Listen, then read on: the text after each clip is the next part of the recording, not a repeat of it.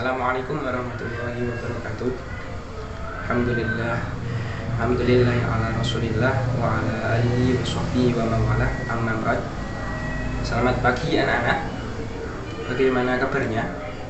Semoga kalian selalu dalam keadaan sehat walafiat.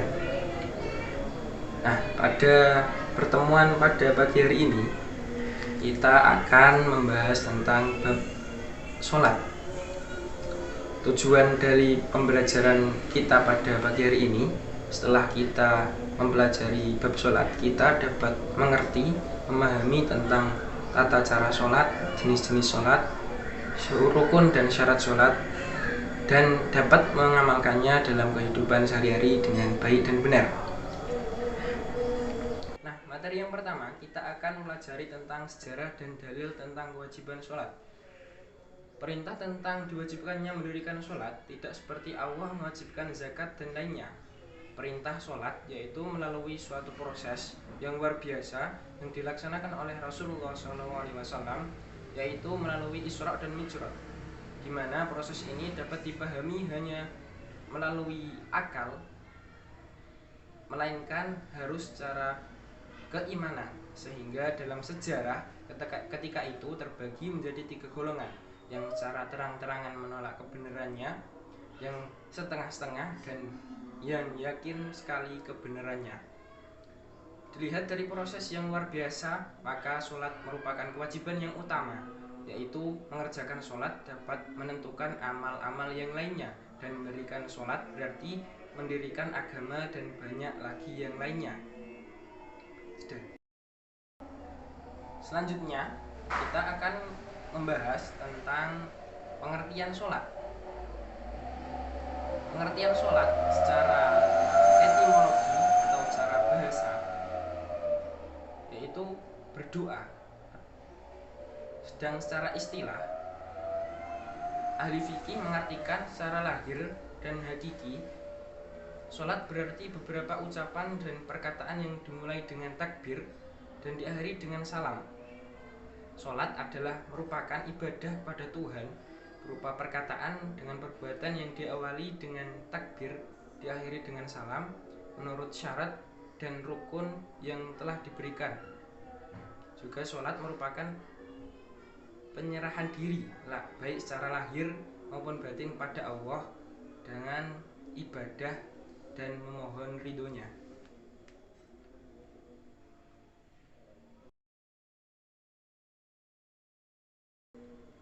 Selanjutnya yaitu tentang syarat-syarat sholat. Syarat pertama yaitu beragama Islam. Yang kedua, sudah balik dan berakal. Sudah balik dan berakal di sini berarti sudah mengerti baik mana yang baik dan mana yang salah, atau yang disebut dengan tamyiz. Selanjutnya yaitu suci dari hadas. Hadas ada 2, hadas kecil dan hadas besar. Hadas kecil disucikan dengan berwudu, sedangkan hadas besar dengan mandi jinabat atau mandi besar.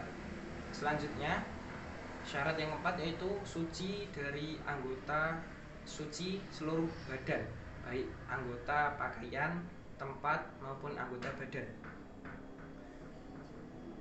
Analoginya, jika kita ingin bertemu dengan pejabat tinggi, kita harus memakai pakaian yang sopan agar bisa menghormati orang yang kita temui. Nah, sama halnya dengan sholat, kita harus memakai pakaian yang rapi, juga badan yang bersih, agar bisa menghormati Tuhan ketika kita sholat. Syarat yang kelima yaitu menutup aurat. Laki-laki auratnya pada pusar sampai dengan dengkul, sedangkan perempuan auratnya berada pada seluruh badannya kecuali muka dan telapak tangannya. Syarat selanjutnya yaitu masuk waktu yang telah ditentukan untuk masing-masing sholat. Tidak mungkin kita sholat zuhur pada pukul jam 9 malam, itu kan tidak mungkin. Makanya kita harus sholat sesuai dengan waktunya. Selanjutnya yaitu menghadap kiblat. Menghadap kiblat kita sebagai orang Indonesia yang berada di teritorial bagian barat Mekah, kita harus menghadap bagian barat ke arah Ka'bah.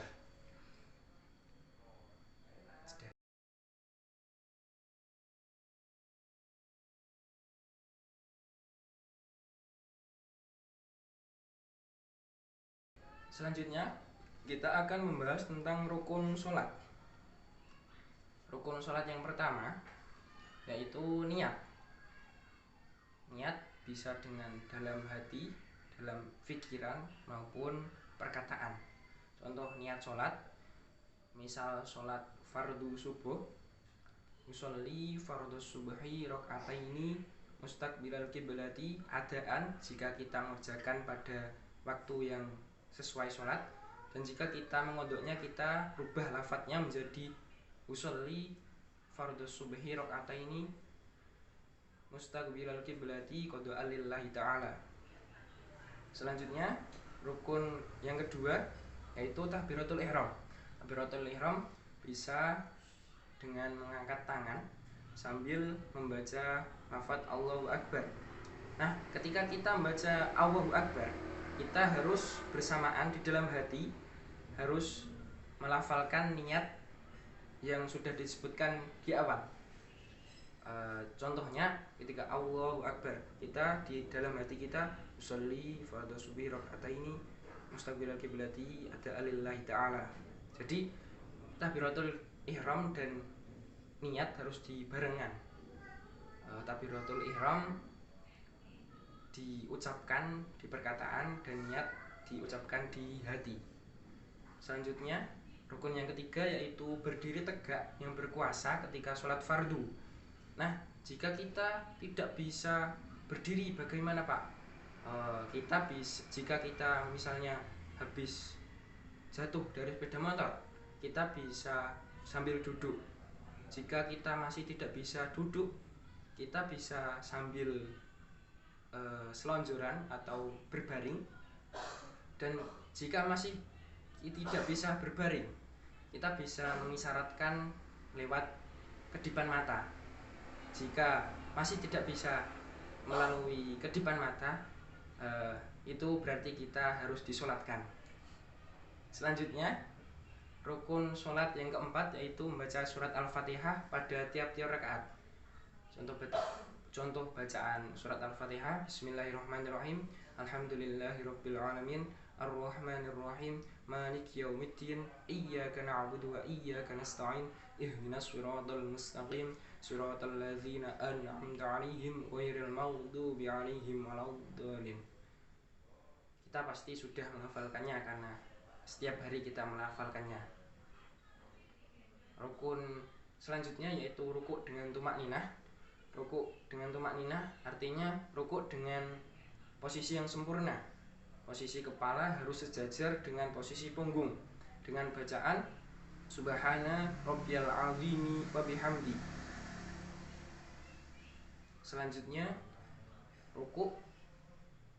rukun sholat yang kelima yaitu i'tidal.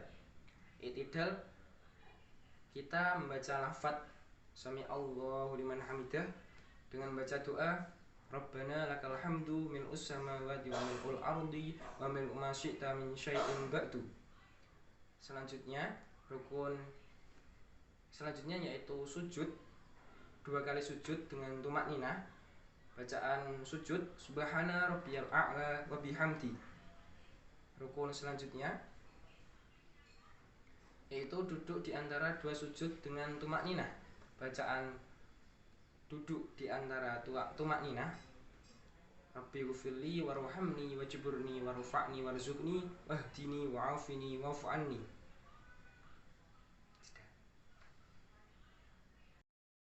Rukun selanjutnya yaitu duduk di tasyahud akhir dengan tumakninah.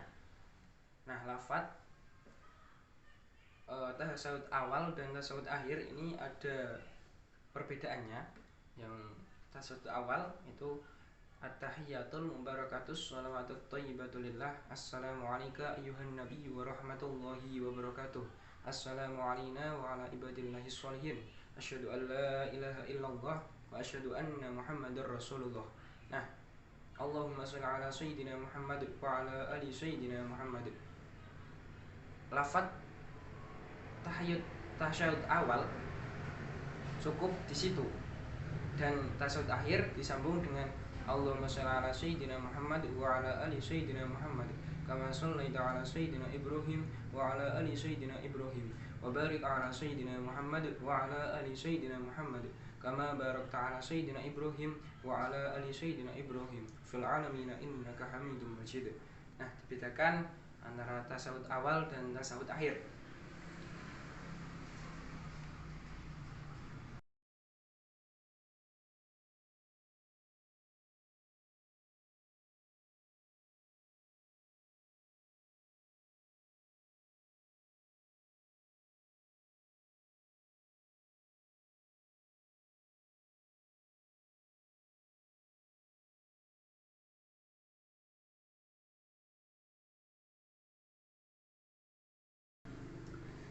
Rukun selanjutnya yaitu membaca sholawat Nabi pada tasyahud akhir. Seperti yang dijelaskan sebelumnya, Allahumma sholli ala sayyidina Muhammad wa ala ali sayyidina Muhammad kama shallaita ala sayyidina Ibrahim wa ala ali sayyidina Ibrahim wa barik ala sayyidina Muhammad wa ala ali sayyidina Muhammad, dan seterusnya. Rukun yang selanjutnya yaitu membaca salam yang pertama. Nah, di sini kan ada dua salam, berarti salam yang pertama itu rukun dan salam yang kedua hukumnya sunnah. Jadi ketika kita terburu-buru misalnya, kita membaca salam pertama saja sudah tidak apa-apa, tapi untuk mengikuti sunnah dan keumumannya kita kan biasanya baca 2 kali salam. Dan rukun yang terakhir yaitu tertib. Tertib di sini adalah berurutan, mengerjakan rukun sesuai urutannya. Kita tidak boleh asal-asalan mengerjakan sholat dengan seenaknya, memulai dengan sujud terlebih dahulu misalnya, tahiyat dulu, kan tidak mungkin. Kita harus mengerjakan sesuai dengan urutan rukun-rukunnya.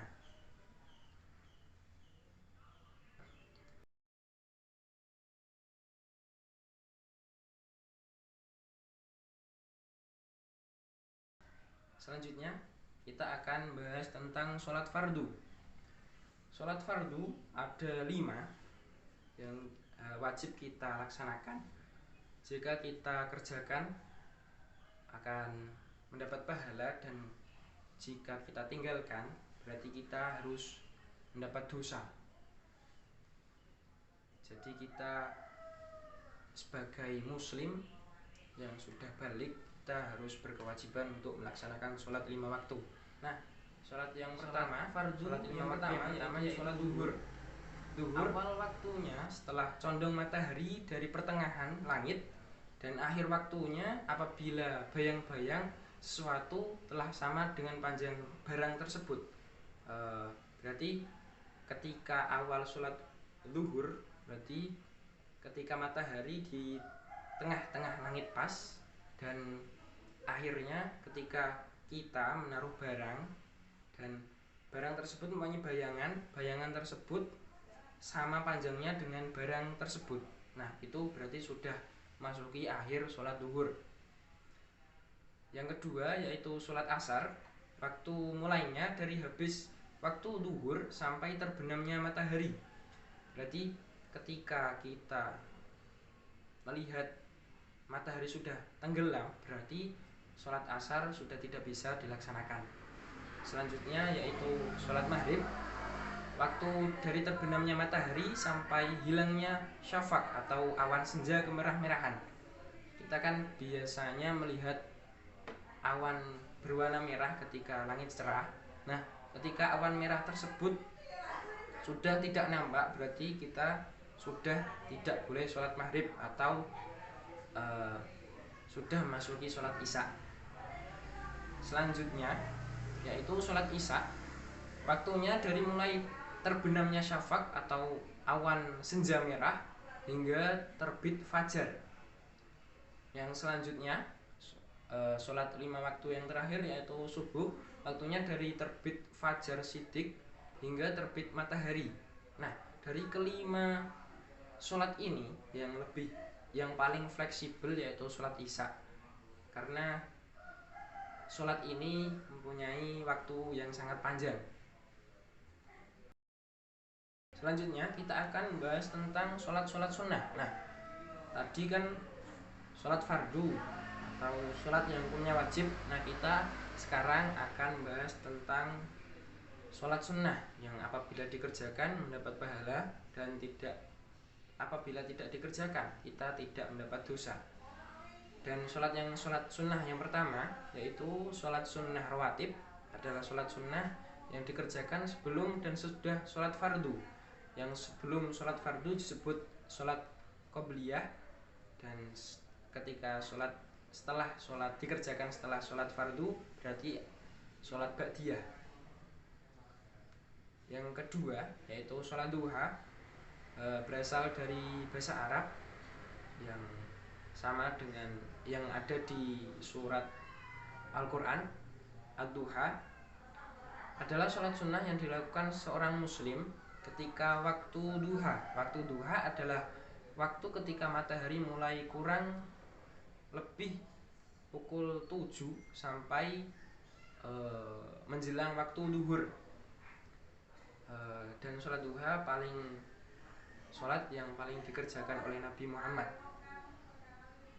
Selanjutnya yaitu sholat tahiyatul masjid, yaitu sholat sunnah 2 rakaat yang dikerjakan ketika seorang memasuki masjid, baik laki-laki maupun perempuan, sebelum ia duduk, yang bertujuan untuk menghormati masjid.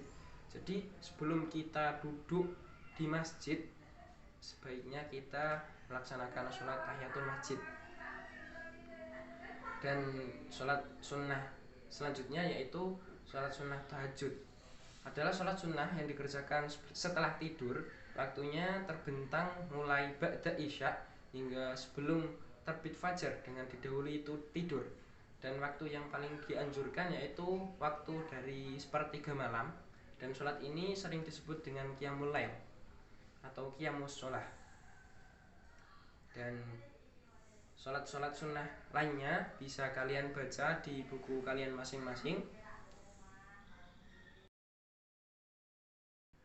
Selesai sudah pembelajaran materi fikih bab sholat pada pagi hari ini.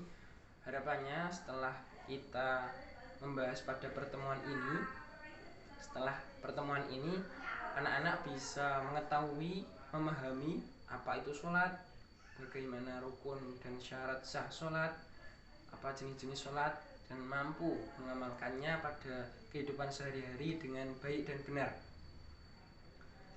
Sekian, semoga apa yang kita bahas tadi pagi dapat bermanfaat bagi kita semua, baik di dunia maupun di akhirat. Akhirul kalam, wassalamualaikum warahmatullahi wabarakatuh.